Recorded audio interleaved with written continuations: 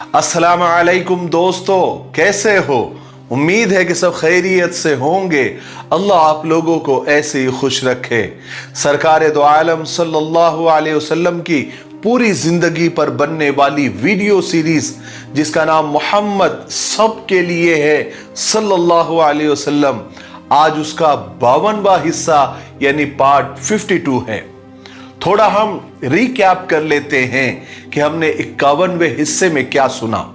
हमने 51वें हिस्से में सुना कि बदर की शिकस्त के बाद सबसे ज्यादा यहूदी जल और भुन रहे थे। वो भी मक्का वालों की तरह ही हुजूर पाक सल्लल्लाहु अलैहि वसल्लम और सहाबा को परेशान करने में लगे हुए थे।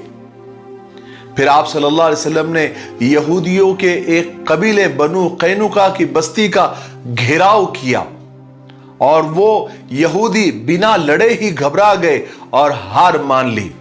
आप सल्लल्लाहु अलैहि वसल्लम ने उन्हें शहर बदर कर दिया। वो लोग खैबर शिफ्ट हो गए। फिर हमारी बात चल रही थी कि बदर के कैदियों में हुजूर पाक सल्लल्लाहु अलैहि वसल्लम के दामाद अबुल आस यानी हजरत ज़ैनब रज़ी अल्लाह तआला अन्हा के शौहर भी बदर में कैद होकर आए थे, यानी कैदी बनकर आए थे।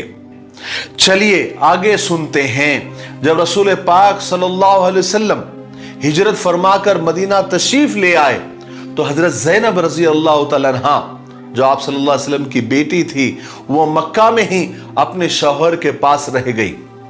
जब कुरैश जंग बदर के लिए चले तो उनके साथ अबुल आस भी मुसलमानों से लड़ने के लिए आए। जंग में मुशरिकों को अल्लाह तबारक व तआला ने शिकस्त दी। बहुत सारे मुसलमानों के हाथों गिरफ्तार हो गए, उनमें अबुल आस भी थे।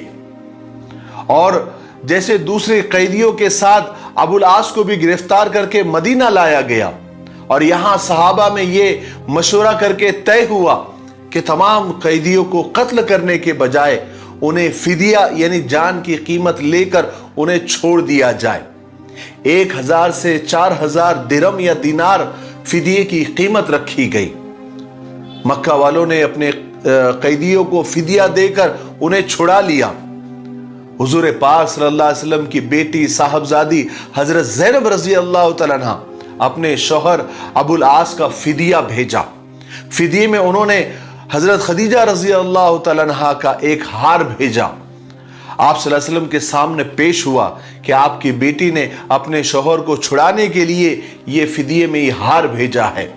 आप सल्लल्लाहु अलैहि वसल्लम ने जब उस हार को देखा तो आपकी सबसे चहीती बीवी और सारी उम्मत की मां हजरत खदीजा रज़ी अल्लाह तआला अन्हा की याद आ गई।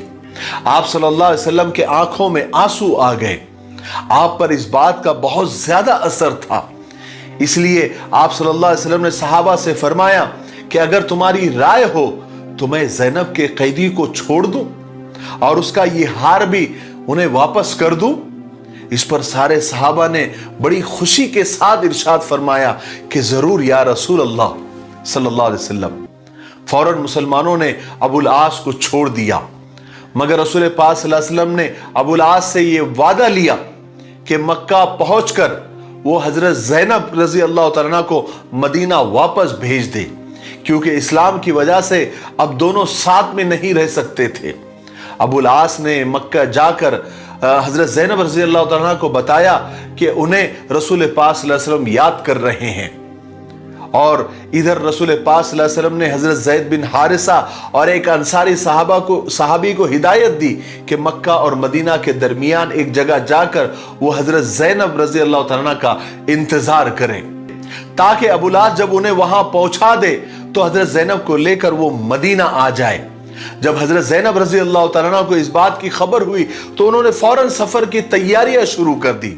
एक दिन हजरत ज़ैनब रज़ी अल्लाह तआला अन्हा तैयारियों में लगी हुई थी कि उनके पास एक मुशरिका औरत आई और कहने लगी कि मोहम्मद की बेटी, मैंने सुना है कि तुम अपने बाप के पास जाने का इरादा कर रही हो। हजरत ज़ैनब को डर हुआ कि कहीं ये बात मक्का में न फैल जाए, तो उन्होंने ऐसे ही टालने के लिए कहा कि मेरा ऐसा कोई इरादा नहीं है। मगर उस औरत ने कहा कि भतीजे, ज्यादा तकलीफ मत करो, अगर तुम्हें सफर में जाने के लिए किसी चीज की जरूरत हो और अपने बाप के पास पहुंचने के लिए रुपये पैसों की जरूरत हो तो बेतकल्लुफ मुझसे कह दो, मैं तुम्हारी जरूरत पूरी कर दूंगी। मगर हजरत ज़ैनब रजी अल्लाह तआला अन्हा जरा डरी हुई थी। उन्होंने उस औरत को टाल दिया। अबुल आस खुद जाने के बजाय उन्होंने अपने भाई कनाना से कहा कि हजरत ज़ैनब को लेकर वो जाए और जाकर मदीना पहुंचा दे। फिर एक दिन हजरत ज़ैनब तैयार हो गई तो कनाना भी तीर और कमान लेकर आ गया और हजरत ज़ैनब रजी अल्लाह तआला अन्हा को लेकर मदीना के लिए रवाना हुए। कुरैश को जब यह मालूम हुआ कि रसूल पाक सल्लल्लाहु अलैहि वसल्लम की साहबजादी मदीना जा रही है तो वो ऐसे आसानी से कैसे जाने दे सकते थे। वो तो ऐसे मौकों की तलाश में रहते थे। उन्होंने सोचा कि हजरत ज़ैनब को रोक लिया जाए ताकि इसकी वजह से रसूल पाक सल्लल्लाहु अलैहि वसल्लम को ज्यादा से ज्यादा तकलीफ पहुंचे। ये सोचते ही कुरैश के बहुत सारे आदमी हजरत ज़ैनब रजी अल्लाह तआला अन्हा का रास्ता रोकने के लिए निकल पड़े। अभी हजरत ज़ैनब रजी अल्लाह तआला अन्हा ज़ी तुवा तक ही पहुंची थी कि पीछे से कुरैश ने जाकर उन्हें पकड़ लिया और उनका रास्ता रोक दिया। सबसे पहले इनमें से एक आदमी हिबार बिन अस्वद आगे बढ़ा। उसने अपना नेजा दिखाकर हजरत ज़ैनब रजी अल्लाह तआला अन्हा को डराया। हजरत ज़ैनब रजी अल्लाह तआला अन्हा ऊंट के औदज पर बैठी हुई थी। जैसे हिबार ने उन्हें नेजा दिखाकर डराया, फौरन कनाना ने अपना तीर कमान निकाल लिया और उसका रुख कुरैश की तरफ करके कहा कि खुदा की कसम, मेरे सामने अगर कोई आएगा तो ये तीर उसके आसपास हो जाएगा। उसी वक्त अबू सुफियान आगे आए और उन्होंने कनाना से कहा कि भाई जरा अपना तीर अपने पास ही रखो ताकि मैं कुछ बात कर सकूं। कनाना ने फौरन अपना तीर कमान नीचे कर लिया और अबू सुफियान से पूछा कि कहो क्या कहना चाहते हो। अबू सुफियान ने उनसे कहा कि जो कुछ तुमने अभी किया और जो कर रहे हो, तुम इस औरत को मक्का के सरदारों के मर्जी के बगैर खुल्लम खुल्ला लेकर निकल आए। हालांकि तुम्हें मालूम होना चाहिए कि मोहम्मद की वजह से यानी इनके बाप की वजह से हम पर कितनी बड़ी बड़ी मुसीबतें और तबाहियां आई है, और तुम ऐसे आदमी की बेटी को हमारे सामने खुल्लम खुल्ला लेकर जा रहे हो। लोग क्या सोचेंगे, हमारी तो रुसवाई हो जाएगी। वैसे खुदा की कसम, हम नहीं चाहते कि इसको इसके बाप से जुदा करें और यहां पर इसे रोक कर रखे। ना हमें इसकी जरूरत है, बल्कि हम तो सिर्फ इतना चाहते हैं कि इस वक्त तुम इन्हें मक्का वापस लेकर चलो। और जब लोग इस बात को भूल जाए और समझने लगे कि हम सरदारों ने इसे वापस लेकर आए हैं, तब तुम किसी दिन चुपके से लेकर इसे निकल जाना और इसे उसके बाप के पास पहुंचा देना। कनाना की भी बात समझ में आ गई। वो हजरत ज़ैनब को लेकर मक्का वापस आ गए। फिर कुछ दिन के बाद लोगों के जहन जब इस बात से हट गए तो एक दिन रात में चुपके से लेकर कनाना हजरत ज़ैनब को लेकर निकल गए और हजरत ज़ैद बिन हारिसा के पास पहुंचा कर वापस आ गए और हजरत ज़ैद बिन हारिसा उन्हें लेकर रसूल पाक सल्लल्लाहु अलैहि वसल्लम के पास उन्होंने पहुंचा दिया। और इस तरह हजरत ज़ैनब रजी अल्लाह तआला अन्हा आराम से अपने अब्बा जान हुजूर पाक सल्लल्लाहु अलैहि वसल्लम के पास पहुंच गई। बहरहाल जिस वक्त रसूल पाक सल्लल्लाहु अलैहि वसल्लम ग़ज़वे बदर के लिए तशरीफ ले गए थे तो आपकी दूसरी साहबजादी हजरत रुकैया उस वक्त सख्त बीमार थी और उनकी शादी हजरत उस्मान रजी अल्लाह तआला अन्हु से हो चुकी थी। रसूल पाक सल्लल्लाहु अलैहि वसल्लम ने हजरत रुकैया की ही बीमारी की वजह से हजरत उस्मान को मदीना में ही छोड़ दिया था ताकि वो अपनी बीमार बीवी की तीमारदारी कर सके, उनका ख्याल रख सके। मगर रसूल पाक सल्लल्लाहु अलैहि वसल्लम के तशरीफ ले जाने के बाद, यानी बदर में तशरीफ ले जाने के बाद हजरत रुकैया का इंतकाल हो गया था। जब बदर में मुसलमानों को फतेह हुई तो हजरत ज़ैद बिन हारिसा ये खुशखबरी लेकर जब मदीना पहुंचे थे तो उसी वक्त हजरत उस्मान और दूसरे मुसलमान हजरत रुकैया को दफना कर मिट्टी बराबर कर ही रहे थे। उसके बाद जब आप सल्लल्लाहु अलैहि वसल्लम को जब ये खबर मिली तो आप सल्लल्लाहु अलैहि वसल्लम को बेहद सदमा हुआ। उधर खुद हजरत उस्मान रजी अल्लाह तआला अन्हु अपनी पाक बीवी के इंतकाल के बाद हर वक्त उदास रहा करते थे, کیونکہ انہیں حضرت رقیہ کے انتقال کا بہت زیادہ اثر ہوا تھا۔ رسول پاک صلی اللہ علیہ وسلم بھی حضرت عثمان رضی اللہ تعالیٰ عنہ کو ہر وقت غمگین اور اداس دیکھا کرتے تھے۔ ایک دن آپ صلی اللہ علیہ وسلم نے حضرت عثمان سے پوچھا کہ اے عثمان، کیا بات ہے؟ تم ہر وقت غمگین اور اداس رہتے ہو، میں تم کو ایسے ہی دیکھتا ہوں۔ تو حضرت عثمان رضی اللہ تعالیٰ نے جواب دیا کہ یا رسول اللہ، کیا اتنا بڑا غم اور اتنے بڑے غموں کا پہاڑ کسی پر ٹوٹا ہوگا جو مجھ پر پڑا ہے، مجھ پر ٹوٹا ہے؟ یعنی میرے اور آپ کے درمیان سسرالی رشتہ ہی ختم ہو گیا۔ حضرت عثمان رضی اللہ تعالیٰ یہ بات کہہ ہی رہے تھے کہ آپ صلی اللہ علیہ وسلم نے ان سے فرمایا کہ ابھی جبرائیل میرے پاس اللہ کا حکم لے کر آئے ہیں کہ میں رقیہ کی بہن ام کلثوم کا نکاح تم سے کر دوں۔ اس کے بعد آپ صلی اللہ علیہ وسلم نے اللہ کے حکم کے مطابق اپنی دوسری صاحبزادی حضرت ام کلثوم کا نکاح حضرت عثمان رضی اللہ عنہ سے کر دیا۔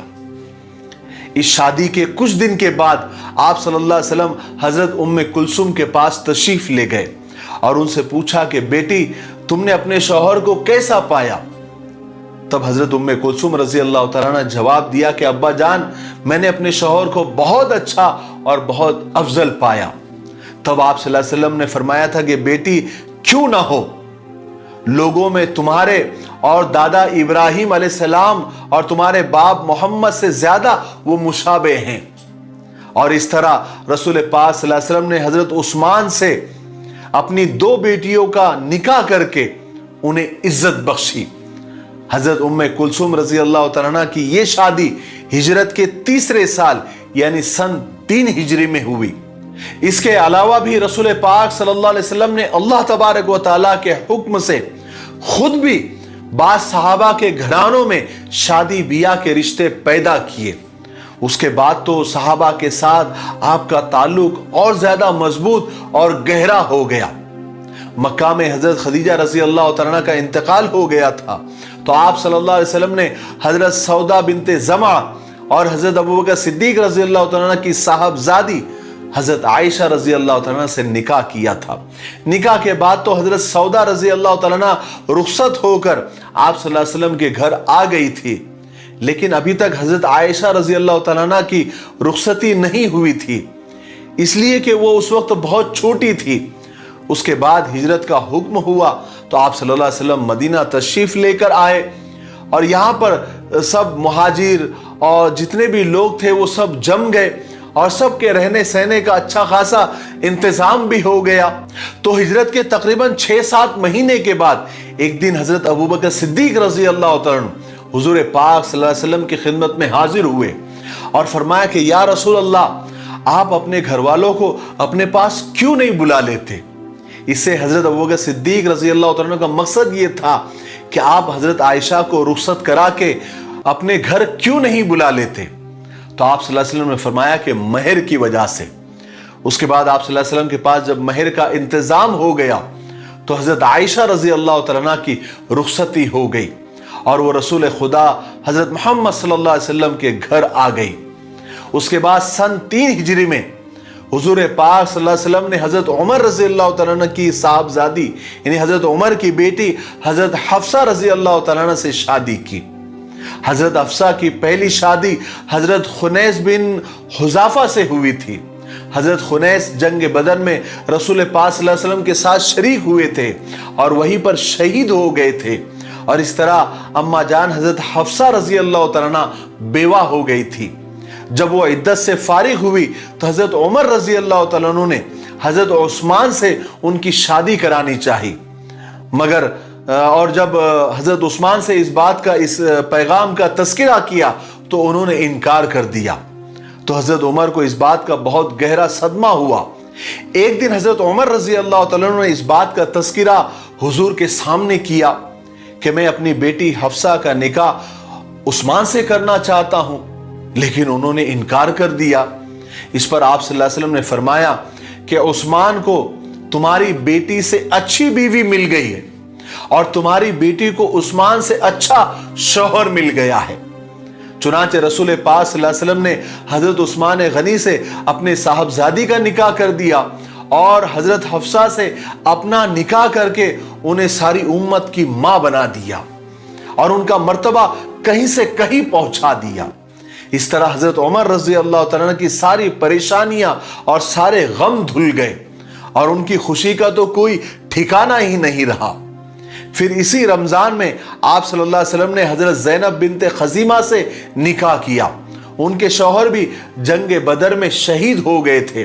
रसूल पाक सल्लल्लाहु अलैहि वसल्लम ने उनसे निकाह करके उम्मत के लिए एक मिसाल कायम की कि बेवाओं की तरफ से बेतवज्जो नहीं रहना चाहिए, उनका इंतजाम कर देना चाहिए।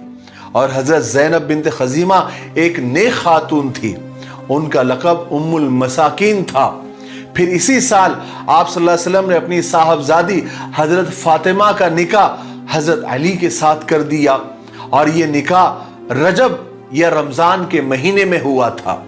जब हजरत अली रजी अल्लाह तआला अन्हु और हजरत फातिमा रजी अल्लाह तआला अन्हा की निकाह की बात चल रही थी, रिश्ते की बात चल रही थी, तो आप सल्लल्लाहु अलैहि वसल्लम खुद अपनी बेटी के पास तशरीफ लाए थे और फरमाया कि अली ने तुम्हारे लिए रिश्ता भेजा है, तुम्हारा क्या कहना है। हजरत फातिमा खामोश रही। फिर आप सल्लल्लाहु अलैहि वसल्लम ने फरमाया कि बेटी, हमारे चचा के बेटे अली ने तुम्हें अपना निकाह का पैगाम दिया है, बताओ तुम्हारी मर्जी क्या है।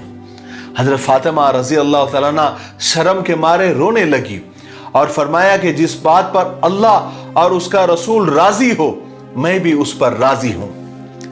जब हजरत फातिमा रजी अल्लाह तआला अन्हा का निकाह हुआ, उस वक्त हजरत फातिमा की उम्र 15 साल की थी और हजरत अली की उम्र 21 साल 5 महीने की थी। और इन दोनों का निकाह आप सल्लल्लाहु अलैहि वसल्लम ने खुद पढ़ाया। और फिर निकाह का खुतबा पढ़ाने के बाद आप सल्लल्लाहु अलैहि वसल्लम ने फरमाया कि मुझे अल्लाह ने हुक्म दिया है कि मैं 400 मिस्काल चांदी के इवज फातिमा और अली का निकाह पढ़ा दूं, क्या अली तुम्हें मंजूर है? हजरत अली ने फरमाया कि मुझे मंजूर है। इस तरह ये मुबारक शादी इंतहाई सादगी के साथ मुकम्मल हुई।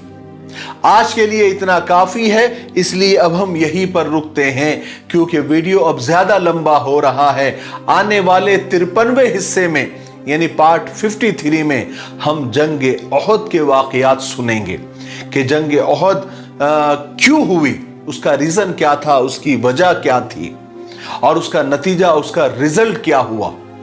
जंग ओहद भी एक बहुत बड़ी जंग थी। पूरी उम्मत को, क़यामत तक आने वाले इंसानों को जंग ओहद से एक बहुत बड़ा सबक मिला है। वो इंशाअल्लाह हम आने वाले पार्ट्स में हम सुनेंगे। और फिर मुझे बात करना है क्विज कंपटीशन के ताल्लुक से।